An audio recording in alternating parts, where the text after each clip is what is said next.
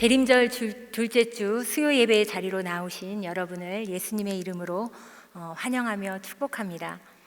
먼저 유아숲 어린이 버전의 짧은 영상을 통해 오늘 함께 나누실 주제의 인물들을 만나보도록 하시겠습니다. 여기는 나사렛 마을의 마리아의 집이에요.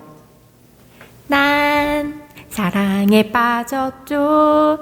요셉 보고 싶어요. 마리아는 기뻐하며 요셉과 결혼할 날을 기다렸어요. 여기는 요셉의 집이에요. 마리아, 나만의 여인이여 마리아. 요셉도 기뻐하며 마리아와 결혼할 날을 기다렸어요. 마리아의 집이에요. 하나님께서 보내신 가브리엘 천사가 마리아의 집으로 찾아왔어요. 어머나, 누구세요? 마리아가 천사를 보고 깜짝 놀랐어요. 천사가 말했어요. 마리아, 무서워하지 마세요. 기뻐하세요. 하나님께서 당신과 함께하고 계세요. 마리아는 천사가 하는 말이 무슨 말인지 잘 몰랐어요. 천사가 계속 말했어요. 마리아, 당신은 아들을 낳을 거예요. 그 이름을 예수라고 하세요. 그 아기는 하나님의 아들이에요. 마리아는 깜짝 놀라며 말했어요. 그게 무슨 소리예요? 저는 아직 결혼도 안 했는걸요? 어떻게 그런 일이 일어날 수가 있죠? 그러자 천사는 다시 말해 주었어요. 친척 엘리사벳을 알지요? 하나님께서 나이가 많은 엘리사벳에게 아기를 주셨어요. 하나님께서는 못하시는 일이 없으세요. 아멘, 아멘. 마리아는 천사에게 대답했어요. 하나님의 말씀대로 이루어질 줄 믿습니다. 얼마 후 천사의 말대로 마리아가 아기를 가졌어요. 여기는 요셉의 집이에요. 요셉은 마리아가 아기를 가진 것을 알게 되었어요. 내 사랑 마리아가 아기를 갖다니 어떻게 그럴 수 있지? 하나님, 제가 어떻게 해야 할까요? 요셉은 걱정하며 기도했어요. 그러자 요셉의 꿈에 하나님께서 보내신 천사가 나타났어요. 요셉, 슬퍼하지 말아요. 마리아는 성령으로 아기를 가진 거예요. 마리아와 결혼하는 것을 두려워하지 마세요. 마리아는 아들을 낳을 거예요. 그 이름을 예수라고 하세요. 그 아기는 자기 백성을 그들의 죄에서 구원할 거예요. 네? 마리아가 하나님의 아들을요? 알겠습니다. 하나님 말씀대로 하겠어요. 요셉은 대답했어요. 마리아는 천사가 전한 기쁜 소식을 기억하며 하나님께 큰 소리로 찬양했어요. 온 마음 모아 찬양을 드려요. 하나님 우리와 함께 해주세요. 온 마음 모아 찬양할래요. 하나님 듣고 계시나요? 사랑해요. 마리아는 기뻐하며 아기 예수님을 기다렸어요. 요셉도 천사가 전한 기쁜 소식을 듣고 기뻐하며 아기 예수님을 기다렸어요.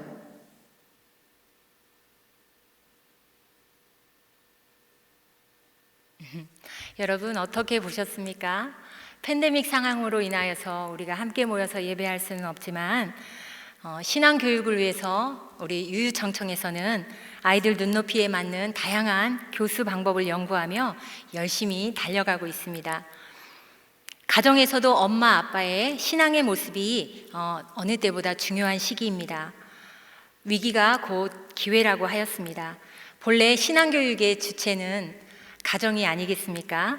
이 위기를 통해 크리스천 부모의 정체성을 확고히 하심으로 교사로서 자녀들의 신앙교사로서 우뚝 서실 수 있는 기회가 되시길 바랍니다. 주님의 교회 모든 성도님들 또한 다음 세대를 위해서 더욱 중보해 주시고 많은 관심을 가져주시기를 부탁드립니다. 코로나19 상황으로 인하여서 사회적 거리두기가 2.5단계로 격상된 가운데 우리들은 대림절을 보내고 있습니다. 소망과 기쁨의 계절인 대림절은 하나님이신 예수님께서 죄인된 우리들을 구원하시려고 이 땅의 가장 낮은 곳으로 오셨음을 기뻐하고 성탄을 준비하는 그런 절기입니다. 성탄절 4주 전부터 시작되는 대림절은 주후 4세기경 초대교회에서부터 지켜지기 시작했는데요. 7세기 후반이 되면서부터는 예수님의 초림뿐만 아니라 다시 오실 예수님을 기다리는 절기로서의 의미가 추가되었습니다. 그래서 이제 대림절은 성탄을 기뻐하며 준비하는 기간을 넘어서 우리 죄를 자복하고 회개하며 깨끗한 마음으로 다시 오실 예수님을 기다리는 절기가 된 것입니다. 기독교가 기다림의 종교라는 그런 말이 있습니다. 오래전 그리스도를 간절히 기다리던 사람들이 있었고 또 우리들은 다시 오실 예수님을 간절히 기다리고 있습니다. 이 두 간절한 기다림 사이에 예수님을 위해 쓰임받았던 두 사람의 이야기를 오늘 함께 나누기를 원합니다. 하나님의 신실한 자녀로서 예수님의 부모로 선택받은 그들, 바로 마리아와 요셉의 이야기입니다. 마리아와 요셉이 하나님과 사람과 자녀를 어떻게 사랑했는지 살펴보면서 우리도 그들처럼 사랑할 수 있기를 바라봅니다. 첫 번째, 하나님을 사랑한다면 그들처럼. 오늘의 주인공 마리아와 요셉은 예루살렘에서 100km나 떨어진 작은 산골 마을 나사렛에서 살고 있었습니다. 아마도 그곳에서 태어나서 객지 생활을 한 번도 해보지 않았을지도 모르겠습니다. 부모님의 삶의 방식을 따라 신앙을 지키며 소박한 일상을 살아내고 있었을 것입니다. 마리아와 요셉은 유다 자손으로 같은 가문 출신이었습니다. 그러니까 신앙의 명문가의 자녀들이 정혼하게 된 셈이죠. 그렇게 그들은 정결한 생활을 지키며 혼인 날만을 기다리고 있었습니다. 적어도 하나님의 소식통, 천사 가브리엘이 나타나기 전까지는 말이죠. 노년의 사가랴에게 나타났던 천사 가브리엘은 6개월 후에 마리아에게 나타났습니다. 그는 늘 하나님이 전하시는 놀랍고도 중요한 소식을 가지고 옵니다. 그 옛날 다니엘에게 나타났던 것처럼 말이죠. 천사 가브리엘은 아주 놀라운 소식을 가지고 마리아 앞에 나타나서는 은혜 받은 자여라고 그녀를 부릅니다. 여기서 은혜 받은 자라는 뜻은 하나님의 특별한 사랑을 받았다는 뜻입니다. 가브리엘은 마리아야, 하나님이 함께 하시니 내가 무슨 말을 전하더라도 놀라거나 무서워하지 마라, 기뻐해라, 너 하나님께 은혜 받은 자야 라며 운을 뗍니다. 여기까지는 분위기가 아주 좋습니다. 그러나 가브리엘은 곧바로 자신의 임무를 수행합니다. 보라, 내가 잉태하여 아들을 낳으리니 그 이름을 예수라 하라. 마리아 입장에서는 뜬금없이 천사가 나타난 것도 무서운 일이었을 텐데 아이를 임신하여 아들을 낳는다고 합니다. 그리고는 이름까지 지어주니 얼마나 놀랐겠습니까? 그런데 마리아는 정말 대단한 여인이었던 것 같습니다. 저 같았으면 너무 무서워서 천사가 무슨 말을 하는지 알아듣지도 못했을 것 같은데 그녀는 천사에게 되묻습니다. 이 말이 안 되는 상황이 정말 궁금했던 것 같습니다. 누가복음 1장 34절, 마리아가 천사에게 말하되 나는 남자를 알지 못하니 어찌 이 일이 있으리이까. 천사는 그녀가 성령의 능력에 의해서 초자연적인 방법으로 수태하게 될 것과 태어날 그 아이가 구약으로부터 약속된 하나님의 아들 메시아임을 이야기합니다. 그리고 하나님께서 인간의 한계를 뛰어넘어 어떻게 일하실지를 자세하게 설명해 주었습니다.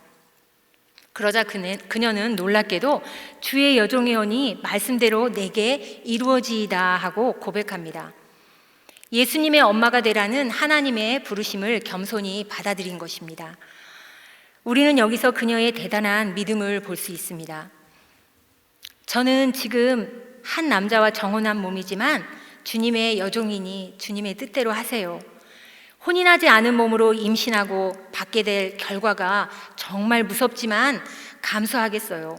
그럼에도 불구하고 주님의 말씀이 그대로 이루어질 줄을 정말 믿습니다 라는 의미가 포함된 고백입니다. 마리아는 하나님이 못하실 일이 없으신 전능하신 하나님이심을 의심하지 않는 믿음의 소유자였습니다.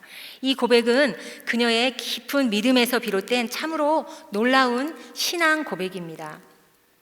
사랑하는 여러분, 하나님의 은혜를 입었다는 것을 어떻게 생각하십니까?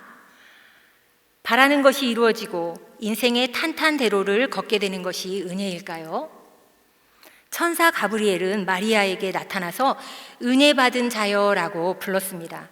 여러분, 마리아가 받은 은혜는 무엇입니까? 하나님께서 마리아에게 베푸신 은혜, 복, 그것은 그리스도의 어머니가 되는 영광일 것입니다. 그러나 여러분, 생각해 보십시오. 그 모든 일이 마리아에게 앞으로 있을 숱한 고통의 원인이 될 수밖에 없었죠. 실제로 마리아는 아버지가 없는 아이를 임신함으로써 많은 사람들로부터 억측과 조롱을 당했을 것입니다. 파혼에 대한 두려움도 있었을 것입니다. 그리고 결국에는 자신의 눈앞에서 사람들에 의해서 아들이 살해되는 그런 단장의 아픔을 겪어내야 했습니다. 하나님은 우리의 한계, 그 너머의 모든 것의 주관자이십니다. 그리고 하나님은 그분을 온전히 믿고 따르는 자들에게 그 기이한 일을 보이시는 분이십니다. 그 하나님이 함께 하심으로 마리아는 그 모든 고통을 감내하고 하나님의 구원 계획의 일부가 되었습니다. 그녀의 배필 요셉은 어떻습니까? 어느 날 요셉은 마리아에게 일어난 일을 알게 되었습니다. 소문을 통해서가 아니라도 엘리사벳의 집에 여러 달 머물다 돌아온 마리아는 그새 배가 커졌을 것입니다. 그래서 요셉은 알 수밖에 없었겠죠. 그는 그런 사실을 알게 되자 조용히 그 혼인을 없었던 일로 하려고 했습니다. 그 상황에서 그가 마리아에게 줄 수 있는 최선의 배려였습니다. 그런데 그즈음 요셉의 꿈에 하나님의 소식통 천사 가브리엘이 찾아왔습니다. 얼마나 힘든지 도무지 모를 그런 고통 가운데 있는 요셉을 하나님이 돌아보신 것입니다. 다윗의 자손 요셉아, 내 아내 마리아 데려오기를 무서워하지 말라. 그에게 잉태된 자는 성령으로 된 것이라. 아들을 낳으리니 그 이름을 예수라 하라며 요셉으로서는 스스로 절대로 풀 수 없는 오해를 풀어주십니다. 비록 꿈속이지만 천사의 말을 들은 요셉은 즉시 일어나 하나님의 말씀에 순종합니다. 그는 마리아를 데려옴으로써 사람들의 입에 오르내릴 것과 와전되는 이야기를 통해 받게 될 비난과 수치와 오해를 기꺼이 감수하기로 결정한 것입니다. 요셉은 언제나 즉각적으로 순종했습니다. 헤롯이 예수님을 죽이려고 할 때 이집트로 이주하라는 천사의 명령에 그는 그 밤에 즉시 고향을 떠나 타향살이를 시작합니다. 그리고 헤롯이 죽자 이집트에서 정착해서 잘 살고 있는 요셉에게 천사가 나타나 다시 고향으로 돌아가라고 합니다. 그때도 요셉은 즉시 일어나 고향으로 돌아갔습니다. 여러분, 기술자인 요셉이 이집트에서 무엇을 해서 먹고 살았겠습니까? 자기 기술을 가지고 가족의 생계를 책임지지 않았겠습니까? 천사가 나타났을 때 하던 일이 있었을 것입니다. 하나님, 중요한 일 좀 마무리하고요. 그냥 여기서 살면 안 될까요? 그에게는 이러한 일체의 질문이나 핑계를 찾아볼 수 없습니다. 그는 하나님 앞에 계산이 없는 자입니다. 고지고대로 순종하는 자였습니다. 요셉은 드러나지 않는 자리에서 언제나 예수님과 마리아를 보호하기 위한 하나님의 방식에 충성되고 성실하게 순종하는 사람이었습니다. 하나님의 뜻이 그에게 최우선이었던 것입니다. 사랑하는 여러분, 하나님의 은혜를 받는다고 해서 곧바로 성공이나 명성을 얻게 되는 것은 아닙니다. 오히려 은혜는요, 고난의 길을 걷게 된다 할지라도 못하실 일이 없으신 하나님을 믿고 그분의 뜻에 겸손히 순종할 때 발견되어지는 것입니다. 하나님의 약속이 우리 눈에 불가능하게 보이는 것과는 상관없이 그의 말씀을 통해 약속하신 것은 때가 되면 반드시 이루어질 것입니다. 그렇기 때문에 하나님이 함께 하시면 우리의 어떤 고난이라도 감당할 가치가 있는 것입니다. 하나님께서 우리에게 은혜를 주시기 위해 요구하시는 가장 중요한 것은 인간적인 탁월한 능력이나 경험, 교육 수준이 아니라 그분의 뜻에 순종하는 행위입니다. 사랑하는 여러분, 여러분이 하나님을 사랑한다면 마리아와 요셉과 같이 하나님의 말씀을 받아들이고 곧이곧대로 순종하시기 바랍니다. 눈앞의 것만 바라보면 절망이지만 하나님의 뜻을 바라보는 자는 고난 가운데서도 쉽게 낙심하거나 포기하지 않습니다. 우리의 모든 상황은 우리 스스로 섣불리 판단할 수도 판단해서도 안 되는 것입니다. 하나님이 준비하신 계획과 방법들을 신뢰하며 우리에게 최선의 것을 행하시는 그분을 의지해야 합니다. 우리를 향한 하나님의 은혜는 이미 넘치도록 부어져 있습니다. 그것을 발견하느냐 못하느냐는 전적으로 우리의 몫입니다. 두 번째, 누군가를 사랑한다면 그들처럼. 마태복음 1장 19절은 요셉이 의로운 사람이라고 기록하고 있습니다.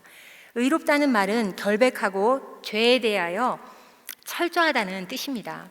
그렇다면 의로운 요셉은 마리아의 문제를 법으로 해결하는 것이 당연해 보입니다. 그렇게 되면 유대법상 마리아는 투석형, 즉 돌에 맞아서 죽어야 했습니다. 요셉은 그렇게 파혼할 권리가 있었지만 그를 드러내지 아니하고 가만히 끊고자 하였답니다. 사람이 살아가면서 경험하게 되는 실망 중에 최고봉은 사람에 대한 배신감인 것 같습니다. 믿었던 사람에게 배신감을 느끼면 그 상실감이 정말 크고 또 화가 많이 납니다.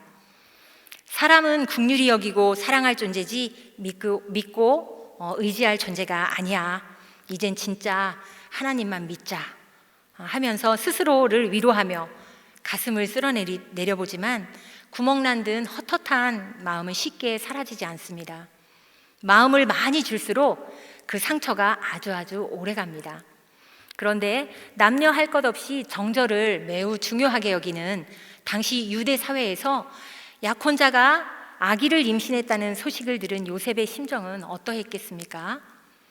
작은 마을에 살면서 같은 다윗 가문에 속해 있던 그들은 서로를 잘 알았을 것입니다. 그렇기 때문에 요셉은 혹시 정숙한 마리아에게 일어난 이 일에 대해서 어떠한 말 못할 사정이 있었을 거라고 생각했을까요? 그렇다 해도 무척 실망스럽고 화가 났을 것입니다. 절망과 분노라는 표현이 적당할 것 같습니다. 그렇지만 그는 그 일을 더 이상 문제 삼지 않고 조용히 파혼하려 했다는 것입니다. 베드로전서 4장 8절의 말씀과 같이 사랑으로 허다한 죄를 덮듯이 마리아의 허물을 드러내지 않고 덮기로 한 것이죠. 요셉은 율법주의적인 의로운 사람이 아니었습니다. 하나님이 율법을 주신 참 의미, 이웃 사랑의 의미로 해석된 그런 의로움을 가진 사람이었습니다. 이것이 하나님이 기뻐하시는, 그리고 하나님이 인정하시는 진정한 의로움일 것입니다. 우리들은 모든 사실을 밝히 드러내는 것을 의로 여기는 경우가 많습니다. 그래서 자꾸 파헤치고 시시비비를 가리려고 몸부림을 칩니다. 그런데요, 그런 모든 과정들을 조금만 떨어져서 바라보게 되면 그 안에는 내 잘못은 없고 내가 피해자이고 억울하다는 피해의식이 깔려 있습니다. 결국 자신의 의를 드러내려는 경우가 많습니다. 그러나 이러한 의로움으로 하나님을 기쁘시게 할 수 없습니다. 하나님은 이미 우리의 억울함과 실망을 다 알고 계십니다. 그 이후의 모든 것을 판단하시고 해결하시는 것은 온전히 하나님의 몫인 것입니다. 하나님이 하시도록 맡겨드려야 합니다. 요셉이 마리아의 임신 소식을 듣고 저절로 그런 생각을 하지는 않았을 것 같습니다. 저는 그가 깊이 고민하고 하나님 앞에 엎드려져서 정말 기도했을 거라고 생각합니다. 모든 관계 안에서 의로운 자가 되기 위해 기도해야 합니다. 하나님 앞에서 우리 모두가 연약한 존재이고 그렇기 때문에 값없이 주시는 예수님의 사랑이 필요한 존재라는 것을 인정하게 되면 배신과 분노의 마음이 긍휼의 마음으로 바뀌는 것입니다. 하나님의 은혜는 허다한 허물을 덮어줄 때 역사하십니다. 그 역사로 말미암아 요셉은 한치의 주저함도 없이 하나님의 명령에 순종하기로 결정합니다. 그랬더니 수많았던 고민들이 싹 사라졌습니다. 하나님의 말씀대로 하면 고민할 필요가 없는 것입니다.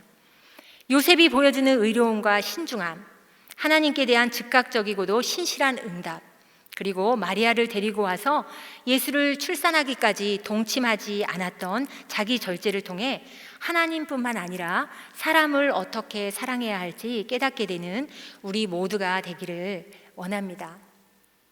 세 번째, 자녀를 사랑한다면 그들처럼. 얼마 전 책에서 정글에서 코끼리가 가장 무서워하는 것은 개미라고 하는 글을 읽었습니다. 작은 개미가 코끼리의 거대함을 무너뜨리기 때문입니다. 개미의 작음이 개미의 힘인 것이죠. 커야만이 힘이 있는 것은 아닙니다. 큰 것이 강하다는 논리는 세상의 논리입니다. 큰 것이 가지는 힘으로 정복할 수는 있어도 섬길 수는 없습니다. 큰 것이 가지는 힘으로 과시할 수는 있어도 겸손할 수는 없습니다. 그래서 예수님은 작은 자로 이 땅에 오셨습니다. 예수님은 나다나엘이 말했던 것처럼 선한 것이 날 수 없는 나사렛이라는 작은 마을에서 태어나셨습니다. 그리고 자라셨습니다. 예수님은 주목받지 못하는 건축 기술자의 아들로 자랐습니다. 예수님은 머리 둘 곳 없이 작은 자였습니다. 그래서 예수님을 만나려면 더 커지려는 욕심을 버려야 합니다. 큰 것이 좋은 것이라는 규모의 논리를 버려야 합니다. 거대함의 힘으로 정복하려는 교만을 버려야 합니다. 예수님을 모시려면 마구간의 구유처럼 비워져야 합니다. 그리고 구유에 누인 아기처럼 작아져야 합니다. 천지를 만드신 하나님이신 예수님은 작은 자들을 부모로 선택하셔서 우리에게 오셨습니다. 작은 산골 동네 나사렛의 가난한 처녀 마리아와 그리고 보잘것없는 기술자 요셉은 작은 자로서 예수님의 부모가 되는 사명을 받았습니다. 이렇듯 부모는 사명입니다. 수태고지로부터 시작된 주의 말씀대로 이루어지는 모든 것이 마리아에게는 인간적으로 견디기 힘든 일들이 많았을 것입니다. 예수님의 엄마로서의 삶을 살아내는 것이 그리 넉넉하지 않았을 것입니다. 요셉 또한 예수님과 피 한 방울 안 섞였으나 자신이 할 수 있는 최선의 것으로 순종하며 예수님의 법적인 아버지로서 그 삶을 살아냈습니다. 하나님이 그렇게 사명을 주셨기 때문입니다. 자신의 자리에서 사명을 성실하게 감당하는 것, 이것이 바로 작은 자들의 힘입니다. 크리스천 부모는 작지만 한 생명을 거룩하게 양육할 힘을 가진 자들입니다. 자녀는 부모에게 크나큰 기쁨과 보람을 안겨줍니다. 조금씩 성장해가는 자녀를 보는 기쁨이 이 세상의 그 어떤 것과 비교할 수 없지요. 그런 반면에 또 우리 자녀들은 가르치지도 않았는데 욕심을 부리며 때를 쓰거나 순종하지 않을 때도 많습니다. 아담으로부터 이어져 온 원죄를 우리 아이들도 가지고 태어났기 때문입니다. 그런 우리 자녀들이 하나님 앞에서 신실하게 살아가는 부모의 등을 보고 자라면서 살아계신 하나님을 알게 되고 전혀 새로운 변화된 삶을 살게 되는 것입니다. 예수님의 어린 시절을 한번 상상해 보실까요? 자연계의 법칙이 아닌 성령으로 잉태된 예수님은 아담의 원죄를 갖고 태어나시지 않으셨기 때문에 보통의 아이들과는 조금 달랐을 거라고 생각해 봅니다. 그러나 아기로 태어나신 예수님은 여느 아이들처럼 미숙한 영아기로부터 아동기, 청소년기를 거쳐 청년이 되셨습니다. 인간이 거쳐야 하는 발달의 과정을 그대로 거치시면서 성장하셔야 했기 때문에 예수님도 부모가 필요했습니다. 누가복음 2장 40절은 예수님이 자라며 강하여지고 지혜가 충만하며 하나님의 은혜가 그의 위에 있더라라고 기록하고 있습니다. 부모인 마리아와 요셉의 성경적인 양육관과 보살핌 가운데 예수님이 영육간에 건강하게 자라셨음을 알 수 있습니다. 하나님 앞에 순종하며 의롭게 살아가는 마리아와 요셉의 삶의 방식이 어린 예수님에게 든든한 집이 되어 보호하였던 것입니다. 우리 자녀들이 자라는 데 필요한 튼튼한 집은 화려하고 값비싼 주택이 아니라 하나님을 기쁘시게 하는 부모의 삶과 태도입니다. 그 집에서 강하고 지혜가 충만한 자녀들이 자라납니다. 세상의 어떠한 풍파와 흔들림에도 무너지지 않는 튼튼한 집이 되어 주십시오. 그러한 집은 부모 자신이 반석이신 예수 그리스도 위에 지어져야만 완성될 수 있습니다. 튼튼한 집이 된다는 것이 완벽해야 한다는 것을 의미하는 것은 아닙니다. 부모도 실수할 수 있습니다. 마리아와 요셉도 부모로서 실수하였습니다. 성경은 누가복음 2장 41절로 51절을 통해서 그들의 실수 중 한 가지를 소개하고 있습니다. 예수님이 12살이 되던 해에 마리아와 요셉은 연회회와 마찬가지로 예수님을 데리고 유월절을 지키기 위해 예루살렘에 가게 되었습니다. 유대인들의 큰 명절인 유월절을 지키기 위해 수많은 인파가 몰렸고 오고 가는 길이 매우 혼잡하였습니다. 당시 유대인들은 12살이면 성인으로 인정하였다고 합니다. 때문에 예수님이 축제 기간 내내 부모와 함께 있지 않았을 가능성이 커 보입니다. 마리아와 요셉은 매년 다니는 길인지라 크게 신경을 쓰지 않았을까요? 그들은 유월절을 마치고 이미 하룻길을 간 후, 그러니까 고향에 거의 도착해서야 뒤늦게 예수가 따라오지 않았다는 사실을 알게 되었습니다. 아무리 성인으로 인정한다 하여도 12살은 아직 어린 나이입니다. 마리아와 요셉은 예수를 찾기 위해 다시 예루살렘으로 돌아가야 했습니다. 그리고 그들이 예수를 찾은 곳은 바로 성전이었습니다. 그때 예수는 그곳에서 율법 선생들과 열심히 대화를 나누고 있었습니다. 누가복음 2장 48절, 그의 부모가 보고 놀라며 그의 어머니는 이르되 아이야 어찌하여 우리에게 이렇게 하였느냐? 보라, 내 아버지와 내가 근심하여 너를 찾았노라. 마리아는 부모와 헤어진 후 사흘이 지났는데 성전에 머물러 있는 예수님을 보고 근심하는 말을 하였습니다. 그랬더니 예수님은 어찌하여 나를 찾으셨나이까? 내가 내 아버지 집에 있어야 될 줄을 알지 못하셨나이까? 라고 대답합니다. 그런데 그 다음 50절 말씀은 그 부모가 그가 하신 말씀을 깨닫지 못하더라고 그렇게 기록하고 있습니다.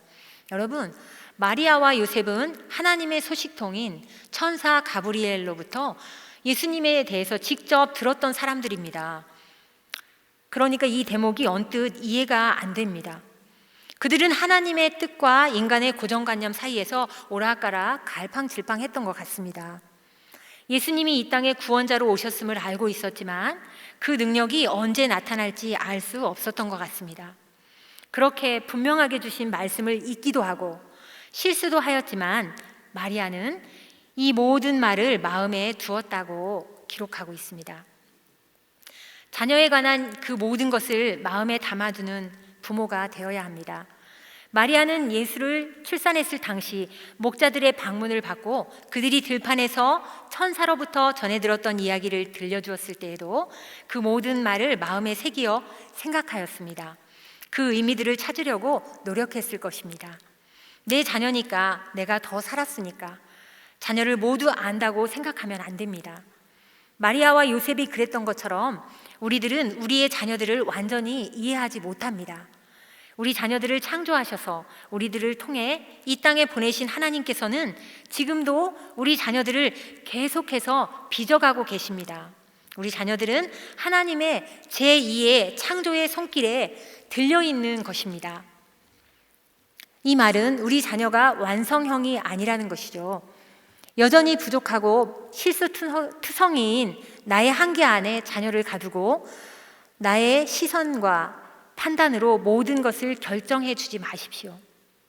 아직은 미숙하지만 한 걸음 한 걸음씩 자신의 걸음을 내딛고 있는 자녀들의 삶을 사랑의 눈으로 바라봐 주시고 그 모든 것을 마음에 담고 그 의미를 하나님의 섭리 안에서 깨달을 수 있도록 간절히 기도해야 합니다. 지금은 비록 우리 자녀들의 앞길이 희미하고 불완전해 보일지라도 언젠가는 그 모든 것이 하나님 앞에서 명백해질 것입니다. 하나님의 자녀인 우리가 하나님의 방법을 따를 때 우리의 모든 자녀들이 예수님처럼 자라게 될 것입니다. 하나님의 뜻을 마음에 간직하며 주님의 뜻을 이루어드리는 도구가 된 마리아처럼 의로운 하나님의 아들로 든든한 믿음의 가장으로 보이지 않는 곳에서 묵묵히 사명을 다 감당하고 조용히 사라진 요셉처럼 우리 삶을 통해 하나님을, 사람들을, 그리고 자녀들을 뜨겁게 사랑함으로 드러나는 선한 영향력으로 말미암아 예수 그리스도를 더욱 빛나도록 하는 우리가 되면 좋겠습니다. 사랑하는 여러분, 난생 처음 겪게 되는 팬데믹 상황으로 인해 마땅히 기쁨과 설레임으로 보내야 하는 대림절의 시간들을 절망과 두려움으로 바꾸지 않도록 해야겠습니다. 눈에서 멀면 마음에서도 멀다는 말이 있지요. 그러나 그것은 세상의 이야기일 뿐입니다. 직접 만나지 못하고 눈으로 볼 수는 없지만 늘 기도 안에서 교제하는 우리 주님의 교회는 만나지 못할 때 더 간절함으로 서로를 위하고 눈으로 볼 수 없을 때 더 필요를 느끼고 나누는 사람들의 공동체입니다. 평범한 일상에서 하지 않아도 되었던 사소한 관심을 표현하심으로 더 풍성하게 그리스도의 사랑으로 연합하는 대림절 기간이 되실 수 있기를 바랍니다. 사랑합니다. 함께 기도하시겠습니다. 지극히 높은 곳에서는 하나님께 영광이요 땅에서는 하나님이 기뻐하신 사람들 중에 평화로다. 우리를 위해 이 땅 가장 낮은 곳으로 오신 예수님, 그리고 그 예수님을 보내주신 사랑하는 하나님, 어려운 상황 속에서도 소망과 기쁨을 누리게 하시니 감사합니다.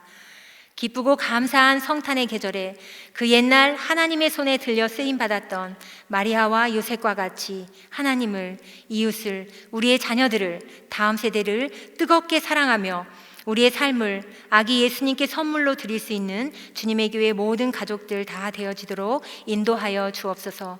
평화의 왕, 사랑의 주님 예수 그리스도의 이름으로 기도합니다. 아멘.